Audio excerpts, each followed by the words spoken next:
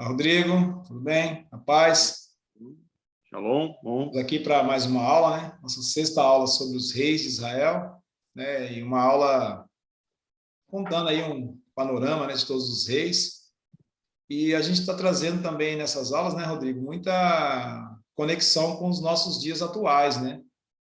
Então, coisas que Exatamente. aconteciam nesse período, né, que faziam um rei se voltar contra Deus, né, as rebeliões, as mortes, né, a gente vai conectando a tantas coisas que a gente observa hoje, né? Por isso que a palavra de Deus ela é atual sempre, né? Sempre ela é atual, né? Porque ela está sempre relacionada ao que nós vivemos, né? Que a humanidade vive. Né? Então, hoje na nossa sexta aula nós vamos falar sobre Adonias, né? Que também reinou em Israel. Sim.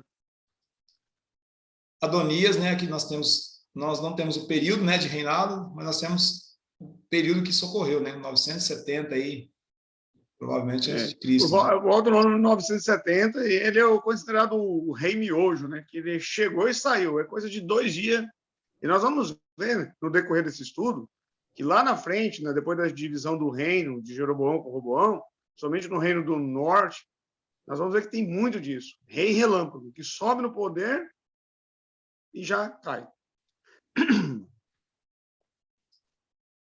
E Natã lhe perguntou: ó rei, meu senhor, por acaso declaraste que Adonias te sucederia como rei e que ele se assentaria no teu trono?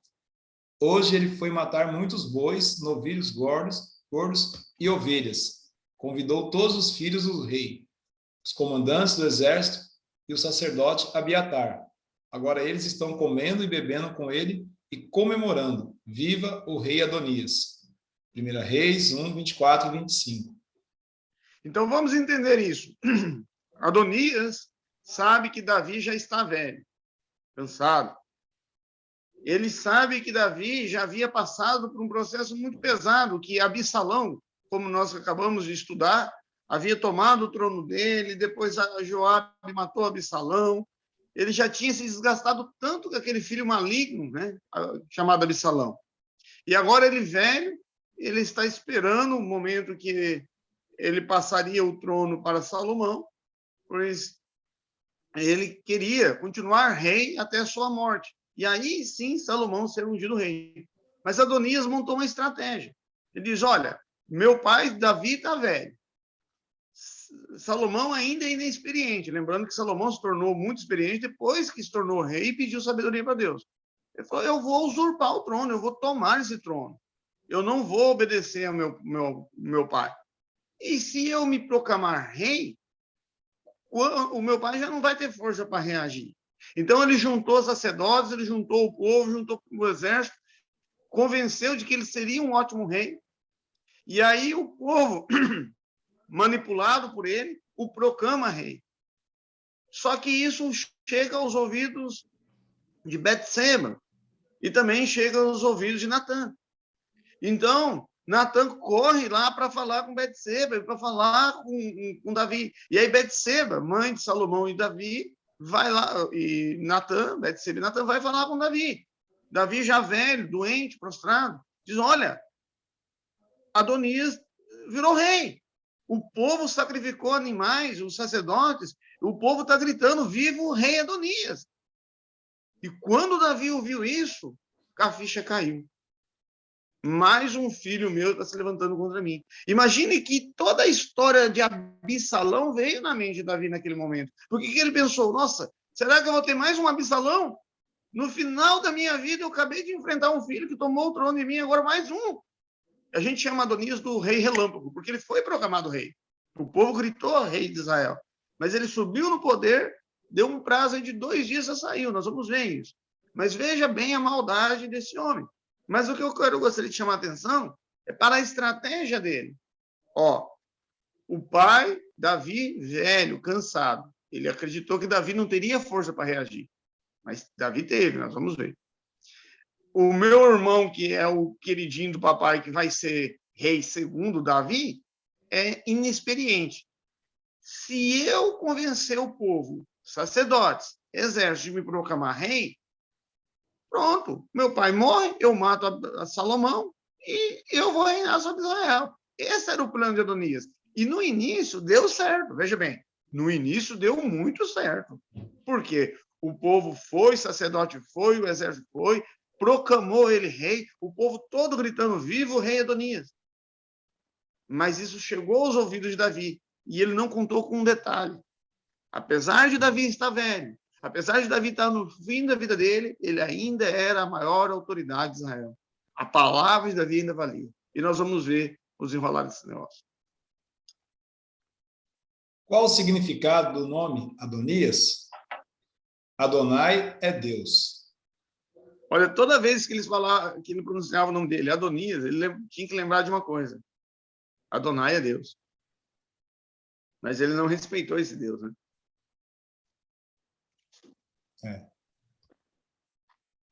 Fez o que era reto aos olhos do Altíssimo, né? Então aqui nós vamos ver o que ele fez, né? As obras de Adonias. Ora, Adonias, cuja mãe se chamava Agite, tomou a dianteira e disse: eu serei o rei. Providenciou uma carruagem e cavalos, além de 50 homens para correrem à sua frente. 1 Reis 1:5. Olha o nível de maldade. É o nível de maldade desse homem. Primeiro, vamos lá. Ele não tinha direito de tomar o trono porque o pai dele estava vivo. O rei de Israel era Davi. Ah, mas Davi já estava velho, prostrado na cama, mas ainda era o rei.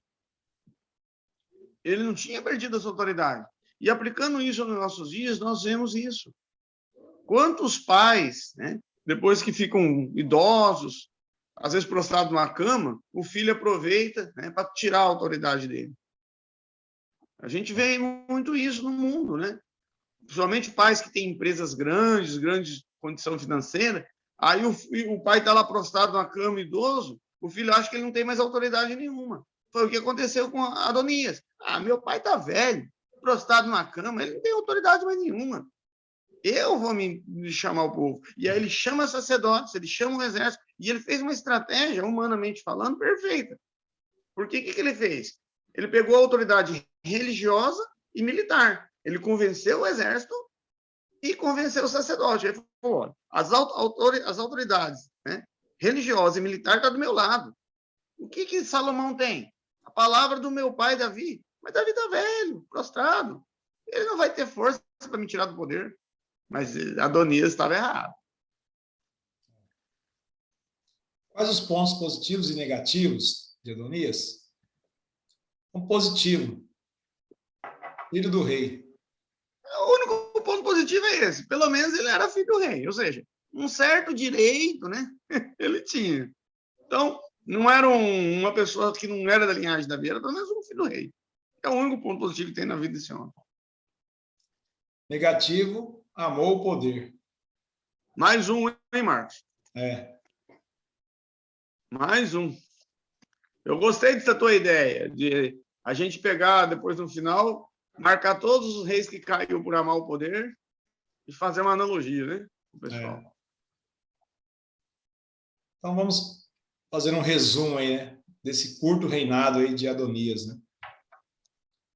Seu pai nunca o havia contrariado, nunca lhe perguntava: por que você age assim?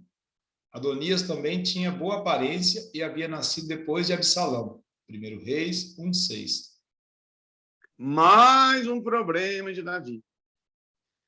Davi, depois do caso de Absalão, ele ficou com tanto receio de algum filho se rebelar contra ele, que ele não disciplinava mais os filhos. A Bíblia diz que em nenhum momento Davi repreendia ele. Ou seja, não perguntava por que fez isso, quer dizer que ele fazia coisa errada. Olha o que a Bíblia diz. Ele não perguntava por que você agiu assim. Ou seja, Adonias foi um filho mimado. Ele podia agir do jeito que for. Imagine bem, Marcos. Você que tem filho, tem mais propriedade para falar sobre isso. Um pai que dá amor para o filho, mas não dá disciplina, que tipo de filho está criando? Na verdade, hoje, os pais não estão dando nenhum dos dois, nem amor, nem disciplina. Eles estão tão sobrecarregados que eles ficam deixando os filhos à mercê da tecnologia, ou ou numa escola o dia inteiro, ou com babá. Geralmente, hoje, os filhos estão sendo cuidados por outras pessoas, e não pelos pais. Eu acho que isso é um grande problema. A Exatamente. formação, a base do filho, ela está sendo feita distante da maioria dos pais. Exatamente. Como é que Adonias poderia dar certo se Davi não repreendia que filho vai desenvolver maturidade se não tem disciplina? Qual é o filho que não precisa de disciplina? Né? De correção, né? Adonias fez acordo com Joabe, filho de Zeruia, e com o sacerdote Abiatar, e eles o seguiram e o apoiaram. 1 Reis 1:7. Então, vamos entender a estratégia, né? Comentamos um pouco. Ele falou, peraí, meu pai está velho, não vai ter força, mas eu preciso ter apoio religioso e militar. Religioso, porque ele está dizendo, olha, tá vendo? Ó, Deus está do meu lado. Então, ele pegou os sacerdotes que não tinham uma boa comunhão com Deus, ó, tá vendo? Ó, Deus está do meu lado aqui, ó, o sacerdote está aqui comigo. Ou seja, não era comunhão com Deus, era religiosidade. Era 1 tonelada de religiosidade para nenhuma grama de fé verdadeira. E do outro lado, ele diz, mas eu também preciso me resguardar a questão da minha segurança. E aí o exército. Ele falou, peraí, para a questão da minha segurança, eu tenho um exército. Para a questão da base religiosa, para dizer que Deus está do meu lado, eu tenho um sacerdote. Está tudo feito. Davi não vai ter, o meu pai Davi não vai ter autoridade de me tirar do trono. Eu estou com tudo resolvido. Adonias tinha absoluta certeza de que ele não ia cair o reinado dele. De repente, o sacerdote sacrifica os animais, o povo grita, Adonias é rei, e aí ele sai de lá, rei, convencido, né? Se exalta. A Bíblia diz que ele, quando ele ficou sabendo da notícia, nós vamos ver isso, que Davi mandou ungir Salomão, rei, ele ficou desesperado. Então, nós vimos que o plano dele subiu como um meteoro, mas caiu na mesma velocidade que subiu. E interessante que isso tudo aconteceu num espaço de tempo de 2 dias. Veja bem, toda essa história que a gente está falando aconteceu num espaço de tempo de 2 dias. Ele se autoproclama rei, Davi é avisado, manda ungir Salomão rei, e ele cai. Então, ele sobe rápido e desce rápido. Adonias, o filho de Agite, foi até Betseba, mãe de Salomão, e esta lhe perguntou, você vem em paz? Ele respondeu, sim, e acrescentou, tenho algo para lhe dizer. Ela disse, fale. Você sabe, disse ele, que o reino era meu. Todo Israel me via como um rei, mas as circunstâncias mudaram, e o reino foi para o meu irmão, pois o Senhor o concedeu a ele. 1 Reis 2, 13 e 15. Então, nós vemos aqui mais essa questão, né? Onde Betseba vai conversar ali, falar com Davi. Natan, depois nós vamos ver que vai conversar com Davi. E Davi começa a ter acesso a tudo que está acontecendo no reino. Agora, vamos colocar no lugar de Davi. Poxa, final da vida de Davi, ele cansado. Mais um filho se levantando contra ele. Mais um tentando usurpar o trono dele. Gente, olha, todo mundo quer ter a riqueza de Davi, né? Mas quem é que quer passar por que ele passou? Né? É. Todo mundo quer ter o coração dele, né? Mas pensa a mente dele, o pensamento, quanto sofrimento que ele não teve em relação aos filhos, né? É muito bom ter a riqueza espiritual e física de Davi, né? Mas quem quer enfrentar o que ele enfrentou? É igual o Jó, né? Quem não quer ter a sabedoria, o poder, o recurso de Jó? Mas quem quer passar por o que ele passou? Quem quer ser Jó? Verdade. Agora quero fazer-lhe um pedido, espero que não me seja negado. Ela disse, fale. Então ele prosseguiu, peça, por favor, ao rei Salomão que me dê a sunamita, a bisagra, por mulher, pois ele não deixará de atender você. Está bem, respondeu Betseba. Falarei com o rei em seu favor. 1 Reis 2, 16, 18. Então, veja bem, Davi desmonta o cerco de Adonias, manda ungir Salomão rei, mas acontece o problema. Adonias ainda quer o reino. E aí ele arma uma estratégia, que a Abisaque cuidou de Davi no final da sua vida. E era a mulher que todos admiravam por ter cuidado de Davi. E ele pede justamente essa para ficar destacado no reino. E ele já estava planejando tomar o reino de Salomão novamente. E agora nós vamos ver a estratégia de Salomão. Vamos lá? E agora eu juro pelo nome do Senhor, que me estabeleceu no trono de meu pai Davi. E, conforme prometeu, fundou uma dinastia para mim, que hoje mesmo Adonias será morto. E o rei Salomão deu ordem a Benaia, filho de Joiada, e este feriu e matou Adonias. 1 Reis 2, 24 e 25. Então Salomão entendeu o seguinte, vamos colocar no lugar de Salomão agora. Salomão falou, peraí, Adonias, você é meu irmão, né? Adonias era meio irmão de Salomão, ou seja, por parte de pai. Ele disse, peraí, você é meu irmão. Mas você enganou meu pai, você convenceu parte do exército dos sacerdotes de te nomear rei, o povo chegou a clamar, nomeá-lo rei. O meu pai teve que me nomear rei às pressas por causa disso. Depois que o pai morreu, eu te perdoei, não mandei matar você. Agora você vem com esse plano de querer casar com a Abisaque, que era muito bem vista no reino por ser a última mulher a cuidar de Davi na sua velhice, montando uma estratégia para me tomar o trono? Pois agora não. Eu vou mandar matar. Ele foi lá e mandou matar ele. E acabou com o problema. Agora, veja bem. Vamos a Adonias. Meu Deus, ele faz tudo aquilo, toda aquela falha, se levanta contra o pai dele, ama o poder, é proclamado rei de Israel pelo exército, pelos sacerdotes. Salomão perdoou ele. Salomão não quis começar o reinado dele com um ato de maldade. Ou seja, a primeira ordem dele é mandar matar o irmão dele. Então, Salomão, agindo de boa fé e com bom coração, falou, não, eu não quero começar meu reinado com um ato de maldade.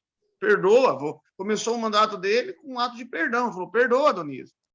Agora, Adonias tinha tanta ganância para voltar a ser proclamado rei, querendo voltar a ser, que o povo proclamasse rei, que ele tinha acabado de receber o perdão de Salomão. Ele podia viver em paz no reino. O que ele queria mais? Ele era filho do rei Davi, irmão de Salomão, morava ali, podia viver bem. Mas não, a ganância, né? Eu quero poder, eu quero ser o rei. Isso nos mostra, Marcos, uma questão muito importante. A pessoa, para ser feliz, ela tem que fazer bom uso daquilo que ela tem. Tem pessoa que tem lá uma casa, mas ele fica olhando para a casa do vizinho, a casa do outro, um carro, mas um carro bom é o carro do outro. Então, pessoas que nunca estão satisfeitas com aquilo que tem. Nós temos que pegar aquilo que Deus nos deu e ser feliz com aquilo que Deus nos deu. Se Deus me deu um salário de R$2.000 ou de 10 mil, eu tenho que procurar usar aquilo que Deus me deu e ser feliz. Se Deus me deu um carro de 100 mil reais ou me deu uma bicicleta, eu tenho que ser feliz com aquilo que Deus me deu. Adonias tinha tudo para ser feliz. Ele tinha o perdão do rei Salomão, seu irmão. Ele tinha acesso à corte. Ele tinha acesso à mãe de Salomão, a rainha, né, Betseba. E, de repente, por ganância, ele já tinha escapado da morte e agora Salomão manda matá-lo. Então, nós vemos, né, um homem que começou, né, com tudo para viver em paz, terminou mais uma vez trágico. E aí nós vimos como Abimeleque terminou, né? Como Saul terminou, como Isibofete, né? A cabeça dele foi levada a Davi. Nós vimos agora como Adonias está terminando. E Absalão também. também. Que a gente estava conversando, né, Marco? Que triste. Esses reis de Israel, olha, que triste, né, Marco? Não, e aquilo que a gente tinha comentado, né? Olhar, né? Como terminar nossa vida, né? Então, como que a gente terminaria bem nossa vida, né? Então, as pessoas precisam olhar para isso, né? Principalmente aí na fase da juventude, um ponto aí da vida até uma certa idade, as pessoas não se preocupam muito em terminar bem suas vidas. Elas fazem de tudo, sem medir consequências, sem pensar no amanhã. A vida é só o momento, né? As pessoas que vivem só o hoje, né? O hoje vamos fazer tudo, como assim, como se o amanhã não existisse, né? Então as pessoas se desgastam tudo hoje e aí depois, né, Deus vai dando tempo de vida para a pessoa e as consequências vão vindo com esse tempo de vida, né? As consequências chegam, né? Então, por isso que a gente vê hoje tanto sofrimento, tantas pessoas chegando na velhice cheias de arrependimento, de remorso, e aí você não tem mais como voltar para fazer o conserto, né? A vida é uma caminhada só, né? Não tem como você retornar. Tinha uma série que chamava Efeito Borboleta, que o cara vivia a vida e chegava lá na frente, deu um monte de coisa errada, ele conseguia voltar lá atrás e viver novamente. Então, a série relatava essa oportunidade que o cara tinha de voltar no tempo e viver em outra direção. Mas, na realidade, a gente não tem como voltar no tempo e viver em outra direção. A direção é a que nós escolhemos. E as consequências virão dessa direção que nós escolhemos. Né? Exatamente, é isso mesmo. Mas Bem? aí fechamos mais um rei, né, Marcos? Lembrando os alunos aí que o objetivo do Marcos é fazer apenas um resumo de cada rei. Quem está acompanhando desde o primeiro rei viu que a didática é a mesma, né? O nome do rei, o período que ele reinou, o significado do seu nome, o que ele fez de bom e de ruim, pontos positivos e negativos, e um pequeno resumo. O desejo do nosso coração é que esse discurso que estamos ministrando, né, não só esse, vários outros, realmente venha contribuir, né, com o crescimento espiritual das pessoas. Não precisamos ser um edifício, mas pelo menos um tijolo que compõe esse edifício espiritual, já ficamos felizes. Amém. Tá bom. Shalom.